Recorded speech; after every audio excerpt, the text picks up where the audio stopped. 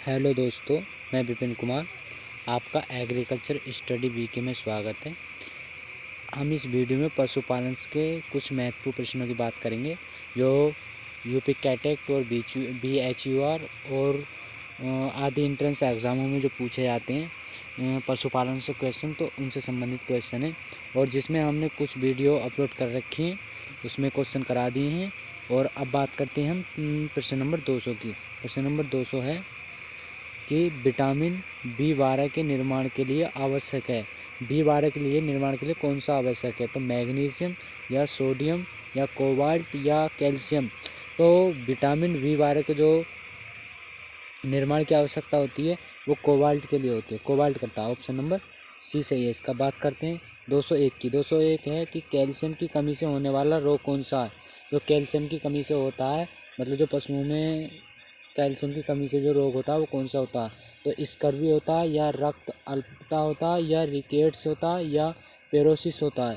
तो कैल्शियम की जो कमी से रोग होता है वो होता है रिकेट्स। ऑप्शन नंबर सी सही है। इसमें बात करते हैं प्रश्न नंबर 202 की। प्रश्न नंबर 202 है कि खरीफ ऋतु का प्रमुख चारा, मतलब खरीफ की फसलें जो होती हैं उसमें जो खरीफ ऋतु का चारा कौन सा है? तो जई है या बरसीम है या मक्का है या अजनास घास है? तो अजनास घास नहीं है, तो इसमें है बरसीम। ऑप्शन नंबर बी सही है इसका। नहीं सॉरी, इसमें जो है सी जो है खरीफ मौसम की फसल है, इसलिए जो मक्का जो खरीफ मौसम की फसल है, इसलिए इसे जो प्रयोग किया जाता है, इसे खरीफ की ऋतु में चारा के रूप में प्रयोग किया जाता है। जई जो है रबी की है और बरसीम रबी का है और अनाज घास भी ये भी रबी में उगाई जाती है, तो इसलिए ऑप्शन नंबर सी सही है हमारा। बात करते हैं प्रश्न नंबर 203 की। 203 है कि निम्न में से कौन सा आवश्यक अमीनो अम्ल नहीं है? मतलब इसमें बताना है कि आवश्यक अमीनो अम्ल कौन सा नहीं है। तो लाइसिन या मिथियोनिन या टिट्रिफेन या टेराइमाइसिन। तो कौन सा नहीं है इसमें अमीनो अम्ल? वो है इसमें टेराइमाइसिन। ऑप्शन नंबर सी सही है इसमें। बात करते हैं प्रश्न नंबर 204 की। प्रश्न नंबर 204 है कि इसमें बताना है प्रश्न नंबर 204 कि कैल्शियम का प्रमुख स्रोत कौन सा है? जो कैल्शियम होता है उसका प्रमुख स्रोत कौन सा होता है? कीस मील होता है या वर्ल्ड मील होता है या बोन मील होता है या शुगर मील होता है? तो कैल्शियम का जो स्रोत होता है वो होता है bone meal. Option number C सही है इसमें। मतलब जिसमें कैल्शियम जो मुख्यतः रूप से जो पाई जाती है वो बोन मील में पाई जाती है, तो वही एक स्रोत है। अब बात करते हैं प्रश्न नंबर 205 है निम्न में से भेड़ की विदेशी नस्ल है। जो भेड़ की विदेशी नस्ल कौन सी है? तो अंगोरा है या मेरिनो है या करनाल है या लोही है? तो जो भेड़ की जो विदेशी नस्ल है वो है मेरिनो। ऑप्शन नंबर बी सही है इसका। बात करते हैं प्रश्न नंबर 206। 206 है कि निम्न में से कौन सा विटामिन जल में घुलनशील है? इसमें बताना है कि जो ये विटामिन से दे रखे हैं इनमें से जल में जो घुलनशील है वो कौन सा है? तो ए व डी विटामिन या ई व के विटामिन या बी या सी विटामिन या डी व के विटामिन। तो इनमें से जो जल में घुलनशील है वो है बी और C vitamin. Option number C सही है इसमें। बात करते हैं प्रश्न नंबर 207। 207 है कि भैंस के कितने दूध उत्पादन पर 1 किलोग्राम दाना दिया जाता है? मतलब अगर कोई भैंस 1 किलो दूध दे रही है तो उसके लिए कितने उत्पादन की आवश्यकता होती है, कितना दाना देना चाहिए? तो उसमें 3 kg या 2.5 kg, मतलब 2.5 या 3.5 kg या 2 kg। तो उसके लिए जो दाना दिया जाना चाहिए, 1 किलोग्राम दाना जो दिया जाना चाहिए वो देना चाहिए 2.5 किलोग्राम, 2.5 किलो पर। ऑप्शन नंबर बी सही है इसका। बात करते हैं प्रश्न नंबर 208 की। 208 है कि सींग रोधन की सबसे अच्छी विधि कौन सी है? जो सींग रोधन होता है, मतलब जो पशुओं के जो सींग काटे आते हैं तो रोधन जो किया जाता है उसके लिए सबसे अच्छी विधि कौन सी मानी जाती है? तो कास्टिक छड़ द्वारा या डीहॉर्नर द्वारा या विद्युत विधि द्वारा या रबड़ के छल्लों के द्वारा? तो सबसे अच्छी और सर्वोत्तम जो मानी जाती है वो मानी जाती है कास्टिक छड़ द्वारा। Option number D. इसमें नहीं पशुओं को ज़्यादा ज़्यादा कष्ट होता है, तो उस हिसाब से देखी जाए तो कास्टिक क्षण होती है उसके द्वारा अच्छी विधि मानी जाती है। बात करते हैं प्रश्न नंबर 209 की। 209 है, भैंस में अस्थायी दांतों के मतलब दूध के दांत और दांतों की कुल संख्या होती है, मतलब जो भैंस में होते हैं वो अस्थायी दांतों की कितनी संख्या होती है? तो 32 होती है या 20 होती है या 8 होती है 24 होती है? तो अस्थायी दांतों की जो संख्या होती है वो होती है 20। ऑप्शन नंबर 20 है ये इसका। बात करते हैं 210 की। 210 है कि भारत में दुधारू भारत में दुधारू पशुओं की हीन दशा के क्या कारण है? जो भारत में जो पशु दुधारू होते हैं उनका हीन दशा का क्या कारण है? तो हरे चारे की कमी या उत्तम नस्ल का अभाव या संतुलित आहार का न मिलना या उपरोक्त सभी। तो इसका जो प्रमुख कारण है दुधारू पशुओं की हीन दशा का, वो है उपरोक्त सभी। ऑप्शन नंबर डी सही है इसका, क्योंकि हरे चारे की भी कमी होती है, उत्तम नस्लों का भी अभाव होता है और संतुलित आहार का न मिलना, इसके कारण भी होती है, इन तीनों के कारण होती है। ऑप्शन नंबर डी सही है इसका। बात करते हैं प्रश्न नंबर 211 की। प्रश्न नंबर 211 है कि भारतीय गाय का जंतु वैज्ञानिक नाम। भारतीय गाय का वैज्ञानिक नाम बताना है। तो बोस टोरस या बोस इंडिकस या कैम्प्रा हिरकस या ओविर एरिस। तो जो भारतीय जो गाय होती है उसका वैज्ञानिक नाम होता है Bos indicus. Option number B सही है इसका। बात करते हैं 212 की। 212 है कि भारत के किस राज्य में सबसे अधिक दूध का उत्पादन होता है? तो हरियाणा में, पंजाब में, उत्तर प्रदेश में या गुजरात में? तो सबसे ज़्यादा दूध का उत्पादन करने वाला कौन सा राज्य है? क्वेश्चन पूछा जा सकता है कि सबसे अधिक दूध उत्पादन करने वाला कौन सा राज्य है? तो इसमें है Uttar Pradesh. Option number C. बात करते हैं प्रश्न नंबर 213 की। 213 है कि गाय की वह कौन सी नस्ल है जिसका जन्म स्थान उत्तर प्रदेश है? मतलब गाय की कौन सी नस्ल है जिसका जन्म स्थान उत्तर प्रदेश है, उत्तर प्रदेश में? तो थारपारकर, नागौरी या केनकथा या गिर? तो उत्तर प्रदेश में जो जन्म स्थान है उसका है केनकथा। Option number C. बात करते हैं 214 की। 214 की निम्न में से कौन सी गाय की नस्ल भारतीय नहीं है? तो गिर या आयरशायर या खेरीगढ़ या पावर? तो इनमें से जो भारतीय की नस्ल नहीं है वो है आयर और शायर की। ऑप्शन नंबर बी सही है इसका। बात करते हैं प्रश्न नंबर 215। 215 है कि विदेशी नस्ल की गायों में क्यों नहीं होती, विदेशी नस्ल की गायों में क्या नहीं होता? इसमें पूछा गया है कि जो विदेशी गाय होती है उनमें क्या नहीं होता? तो बिजन हरी नहीं होती, सींग नहीं होते, या गलकंबल नहीं होता, या चांद नहीं होती? तो जो विदेशी गाय होती हैं उनमें जो नहीं होता है वो नहीं होता गलकंबल, नहीं पाया जाता उनमें। ऑप्शन नंबर सी सही है। बात करते हैं प्रश्न नंबर 216 की। 216 है कि किस नस्ल के बैल कृषि कार्य के लिए अच्छे होते हैं? तो गिर के होते हैं या साहिवाल के या देवनी के या हरियाणा के? तो इसमें बताना है कि जो नस्ल के बैल कृषि कार्य के लिए अच्छे होते हैं वो कौन सी नस्ल के होते हैं? तो इसमें जो है वो है ऑप्शन नंबर डी, हरियाणा के होते हैं। ऑप्शन नंबर डी सही है इसका। बात करते हैं प्रश्न नंबर 217। 217 है कि साहिवाल नस्ल की गायों का दूध उत्पादन काल होता है। जो साहिवाल गाय होती है उनका दूध उत्पादन कितना होता है? तो 250 दिन का, मतलब 200 दिन का, 300 दिन का, या 350 दिन का, या 400 दिन का? तो उसमें साहिवाल की नस्ल का जो दूध उत्पादन होता है वो होता है 300 दिन का। ऑप्शन नंबर बी सही है इसका। बात करते हैं प्रश्न नंबर 218। 18 है कि साहिवाली नस्ल की गायों का पहले ब्यात पर आयु होती है। मतलब जो साहिवाल नस्ल की गाय होती है उसका जो प्रथम ब्यात पर जो उसकी आयु होती है वो कितनी होती है? तो 3.5 वर्ष, 4 वर्ष, या 4.5 वर्ष, या 2.5 वर्ष? तो उसकी जो आयु होती है वो होती है 3.5 वर्ष। ऑप्शन नंबर ए सही है इसका। बात करते हैं प्रश्न नंबर 219। 219 है कि कुल दुग्ध उत्पादन में बकरी के दूध का प्रतिशत योगदान कितना है? मतलब जो कुल दूध उत्पादन होता है उसमें से बकरी का कितना प्रतिशत है? तो 45%, 50%, या 4.5%, या 2.5%? तो उसका जो है उत्पादन है बकरी के दूध का प्रतिशत उत्पादन है 4.5%। Option number C. बात करते हैं 220 की। 220 है कि भेड़ का मध्य चक्र होता है, जो भेड़ का जो मध्य चक्र होता है वो कितना होता है, तो 100 दिन का होता है, 150 दिन का, या 21 दिन का, या 16 दिन का, या 24 दिन का। तो इसका जो मध्य चक्र होता है भेड़ का वो होता है 16 दिन का। ऑप्शन नंबर सी सही है इसका। बात करते हैं प्रश्न नंबर 221। 221 है कि बकरी की किस नस्ल में उच्च कोटि का मांस चिवेन प्राप्त होता है।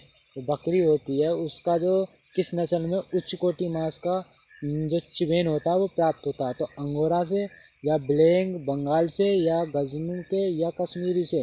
तो उसमें जो प्राप्त होता है कुछ उच्च कोटि का जो मांस प्राप्त होता है वो होता है ब्लैक बंगाल से। ऑप्शन नंबर डी से बी सही है इसका। बात करते हैं 222 की। 222 है संकर गाय की नस्ल है जर्सी, ब्राउन स्विस, या हल्लीकर, या करन स्विस। तो जो संकर गाय की नस्ल होती है वो होती है ये करन फ्रीज होती है, करन स्विस होती है। ऑप्शन नंबर डी सही है इसका। बात करते हैं प्रश्न नंबर 223 की। प्रश्न नंबर 223 है कि निम्न में से कौन सी भेड़ की संकर नस्ल है, जाफराबादी की, महसाना की, भदावरी की, या नीला या रावी की। तो जो भैंस की नस्ल होती है वो होती है महसाना की। ऑप्शन नंबर बी सही है इसका। बात करते हैं 224 है बकरी में सींग रोधन की प्रमुख विधि कौन सी है। जो बकरी होती है उसमें सींग रोधन की जो होती है वो सबसे अच्छी विधि कौन सी होती है, कास्टिक छड़ द्वारा, बकरी डिग हार्नर द्वारा, या डेर हार्नर आरी से, या उपरोक्त में से कोई नहीं।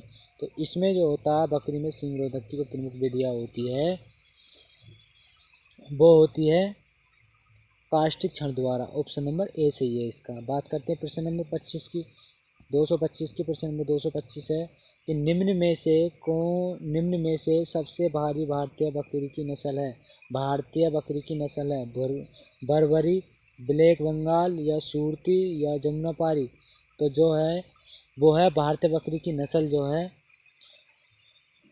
वो है जमुनापारी। Option number D. बात करते हैं 126 126 है कि निम्न में से भेड़ की कौन सी नस्ल किलोर द्वारा तैयार की जाती है, डाली, गरीमे, दक्कनी, या डलहोरी। तो जो कोल द्वारा जो तैयार की जाती है वो की जाती है डाली। ऑप्शन नंबर ए सही है इसका। बात करते हैं प्रश्न नंबर 227 है कि भारत में सबसे अधिक ऊन किस नस्ल के भेड़ों से प्राप्त होती है, हिसार डेल से, करनाल से, और भदरवाह से, या बीकानेरी से। तो जो ऊन की नस्ल जो प्राप्त होती है सबसे अधिक वो होती है बीकानेरी। ऑप्शन नंबर डी सही है इसका। बात करते हैं प्रश्न नंबर 28 228 की। 228 है कि निम्न में से किस पशु में पूंछ काटने पर ड्रोकिंग की क्रिया की जाती है, तो घोड़े में, बकरी में, या भेड़ में, या भैंस में। तो जो डॉकिंग की जो विधि की जाती है पूंछ काटने के बाद वो की जाती है भेड़ की। ऑप्शन नंबर सी सही है इसका। बात करते हैं प्रश्न नंबर 229 है कि निम्न में से किस पशु से प्राप्त खाद NPK की मात्रा अधिक होती है, गाय की, भैंस की, बकरी की, भेड़ की। तो जो सबसे अधिक NPK की मात्रा होती है वो होती है भेड़ की। ऑप्शन नंबर डी सही है इसका। बात करते हैं 130 की। 230 है बकरी या भेड़ के 6 माह से कम आयु के बच्चे को कहा जाता है।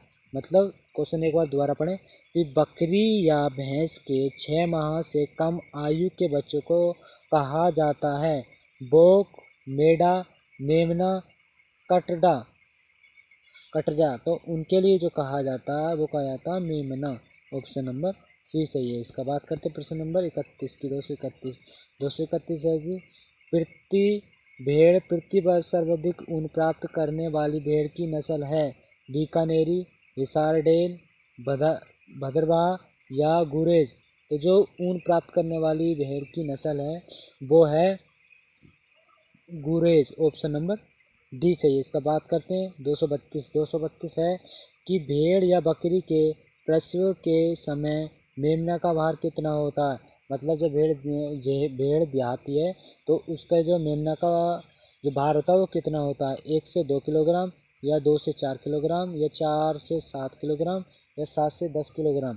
तो जो भेड़ की जो मेमने का भार होता है वो होता है 2 से 4 किलोग्राम। ऑप्शन नंबर बी सही है। इसका बात करते हैं 233 की। 233 है कि 233 क्वेश्चन है कि मुर्गी के अंडे का औसतन भार होता है, मुर्गी का अंडा जो होता है उसका औसतन भार कितना होता है।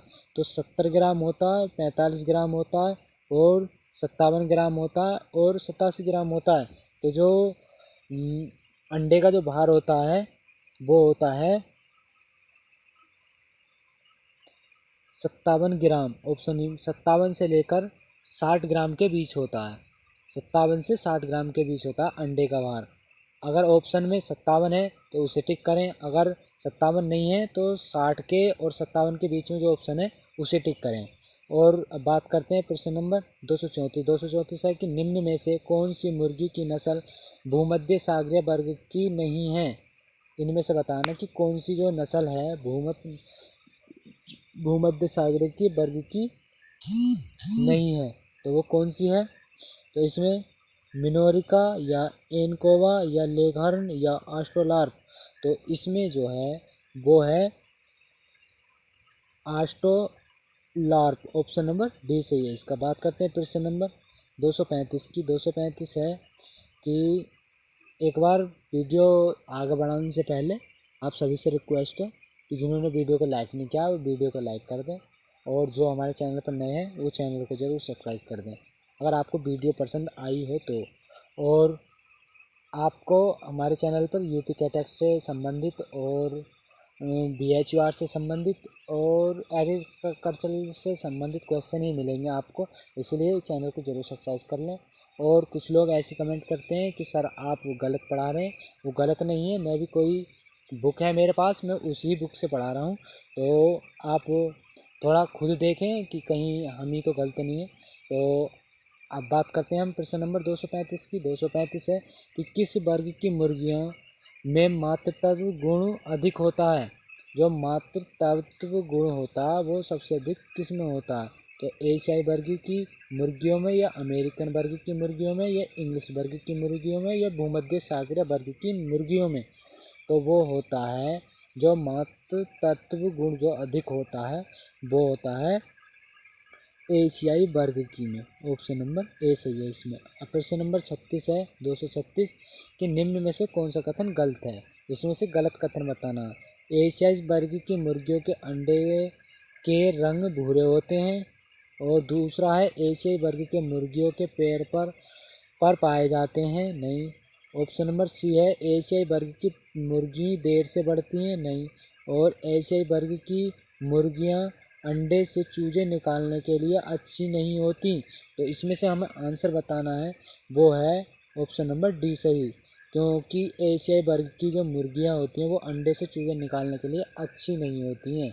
ऑप्शन नंबर डी सही है इसका। बात करते हैं प्रश्न नंबर 237। 237 है कि निम्न में से कौन सी मुर्गी अमेरिकन वर्ग की नहीं है। इनमें से बताना कि अमेरिकन वर्ग की मुर्गी कौन सी नहीं है। तो प्लाईमाउथ रॉक या वायनडोट या न्यू हैम्पशायर या लेगहॉर्न। तो इनमें से बताना कि अमेरिकन वर्ग की कौन सी नहीं है मुर्गी। तो इनमें से जो नहीं है वो है option number D leghorn. Option number D सही है इसका। बात करते हैं 238 की। 238 है कि मुर्गियों के आहार नस्ल नहीं सॉरी मुर्गियों के आहार नाल में कौन सा भाग नहीं होता है। तो ऑप्शन नंबर ए है गिल्डन, क्राफ्स, सीका या रूमेन। तो इनमें जो आहार नाल में जो भाग नहीं होता है मुर्गियों में वो होता है रूमेन। ऑप्शन नंबर डी सही है इसका। बात करते हैं प्रश्न नंबर 239। 239 है कि 1 से 7 सप्ताह मतलब 1 से 8 सप्ताह के चूजे को जिन आवासों में रखा जाता है उसे क्या कहते हैं। मतलब जैसे 1 से 8 सप्ताह के बीच के जो चूजे होते हैं उनके लिए आवास कहाँ पर रखा जाता है? उनके लिए पालन गृह पर रखा जाता, या लेयर गृह पर, या ब्रूडर्स पर, या उपरोक्त में से कोई नहीं। तो उनके लिए जो रखा जाता है वो रखा जाता है ब्रूडर्स पर, ऑप्शन नंबर सी। बात करते हैं 240 है कि मुर्गियों के बिछावन के लिए उपयोग किया जाता है। मुर्गी के बिछावन के लिए किसका उपयोग किया जाता है? तो लकड़ी का बरूदा के लिए, धान की भूसी के लिए, या पुआल के लिए, उपरोक्त सभी के लिए।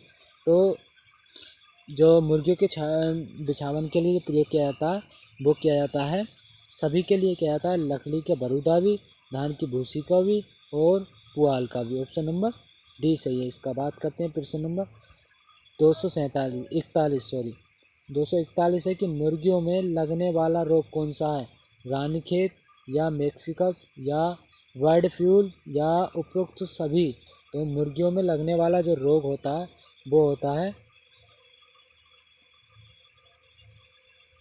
ऑप्शन नंबर डी, मतलब सभी हैं जो रानीखेत के मतलब मुर्गियों में लगते हैं रोग। रानीखेत भी मुर्गियों में लगता है, मेरकस भी, और बर्ड फ्लू भी, ये सब मुर्गियों में लगने वाले रोग हैं। बात करते हैं प्रश्न नंबर 242 की। 242 है कि पालन गृह में प्रति चूजा स्थान दिया जाता है, मतलब जो पालन गृह जो होता है उसमें प्रति स्थान कितना दिया जाता है? तो 1.5 वर्ग फुट, या 1 वर्ग फुट, या 2.5 वर्ग फुट, या 3 वर्ग फुट। तो इसका जो चूजे का स्थान रख लिया जाता है वो रख लिया जाता है 1/2, मतलब 1.5 वर्ग फुट का। ऑप्शन नंबर ए सही है इसका। बात करते हैं प्रश्न नंबर 243 है कि मांस उत्पादन के लिए पहले जाने वाले पक्षी को क्या कहते थे? तो ब्रोयलर कहते थे, या लेयर कहते थे, या पुटेल कहते थे, या काकरेज कहते थे। तो इनमें से जो मांस उत्पादन के लिए पाले जाने पक्षियों को कहते थे बॉयलर। ऑप्शन नंबर ए सही है इसका। बात करते हैं 244 मुर्गी का जंतु वैज्ञानिक नाम क्या? क्रेपा हिरकस, या ओविड एरिस, या गेल्स डार्मोस्टिकस, या एपी इंडिका। तो जो मुर्गियों का जंतु वैज्ञानिक नाम होता है वो होता है गोलस डोमोस्टिकस। ऑप्शन नंबर बी सही है इसमें, डिस्सी। बात करते हैं प्रश्न नंबर 245 निम्न में से कौन सा अंग गायों में नहीं पाया जाता? चांद, या दूध दर्पण, या दूध कप, या वृश्क। तो इसके लिए जो अंग में जो पाया नहीं जाता वो नहीं पाया जाता है विकृस। ऑप्शन नंबर डी सही है इसका। बात करते हैं 46 है दूधशाला स्वभाव का संबंध है मांस उत्पादन से, अच्छे बैल से, दूध उत्पादन से, ऊन उत्पादन से। तो जो सबसे अच्छा और स्वभाव जो संबंध है वो है दूध उत्पादन से। ऑप्शन नंबर सी सही है इसका। बात करते हैं 247 की। क्वेश्चन नंबर 247 है कि पशुओं की आयु ज्ञात करने के लिए सबसे विश्वसनीय तथा व्यावहारिक विधि है? अभिलेखों द्वारा, सींगों द्वारा, खुरों द्वारा, या दांतों द्वारा। तो जो आयु की ज्ञात करने की जो विश्वसनीय और व्यावहारिक विधि है वो है दांत द्वारा। ऑप्शन नंबर डी सही है इसका। बात करते हैं प्रश्न नंबर 48 की। 48 है 200 गायों में किस प्रकार का दांत नहीं होता? कृंतक दांत नहीं होता, या कील दंत नहीं होता, या अग्र दांत नहीं होता, या मुख्य दाढ़ नहीं होती। तो वो है कील दंत। ऑप्शन नंबर बी सही है इसका। बात करते हैं प्रश्न नंबर 49 की। कि 49 है कि दूध शिराओं में बहता है, दूध, रक्त, लिम्फ, दूध प्लस रक्त। तो दूध शिराओं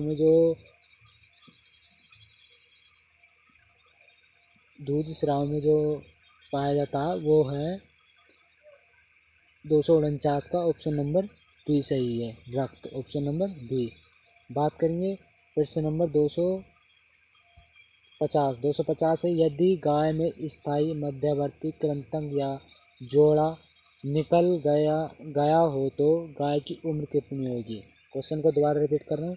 यदि गाय में स्थायी मध्यवर्ती कृंतक का जोड़ा निकल गया हो तो गाय की उम्र क्या होगी?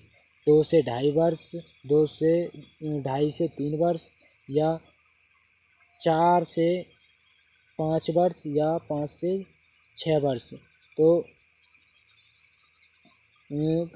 मध्य के अंत तक जो जोड़ा निकलता है वो है प्रश्न नंबर 50 का बी, ऑप्शन नंबर बी, कि 2.5 से 3 वर्ष के बीच होता है। तो आपको वीडियो अच्छी लगी हो तो वीडियो को लाइक ज़रूर करें और चैनल को सब्सक्राइब ज़रूर करें, और आज चैनल सब्सक्राइब कर और बेल आइकन को ऑन ज़रूर करें, क्योंकि आने वाले वीडियो को नोटिफिकेशन आप तक पहुंच सके। और मिलते हैं फिर अगली वीडियो में, जब तक के लिए बाय।